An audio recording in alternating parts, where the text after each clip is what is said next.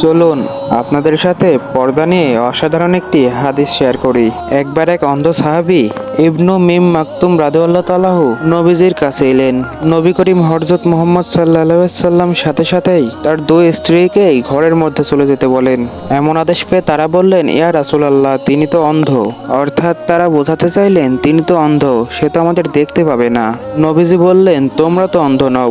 অর্থাৎ তিনি বোঝাতে চাইলেন যেমনভাবে কোনো পুরুষ কোনো মহিলাকে দেখতে পারবে না, তেমনভাবে কোনো মহিলাও কোনো পুরুষকে দেখতে পারবে না। দুইজনের জন্যই সমান তালে পর্দা করা ফরজ। পর্দার গুরুত্ব বোঝার জন্য আশা করি আমাদের এই হাদিসটাই যথেষ্ট। সাহাবীটি অন্ধ ছিলেন, আর তিনি না নবীজিকে দেখতে পারতেন, আর না তিনি নবীজির স্ত্রীদের দেখতে পেতেন। তথাপি হযরত মুহাম্মদ সাল্লাল্লাহু আলাইহি সাল্লাম সেদিন তার স্ত্রীকে ভেতরে চলে যেতে বলেছিলেন।